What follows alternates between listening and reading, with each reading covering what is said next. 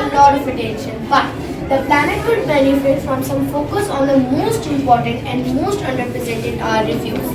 When you refuse, you say no, which is not always easy. Freebies at events, cheap goods on clearance, the hot new children's toys, and the latest gadgets that promise you to make your life better. None of these are essential, and they almost always end up either in the trash or forgotten in the back of the closet. Next time you are tempted to purchase anything, first think about it, that whether it will truly improve your life. If not, it's okay just to say thanks.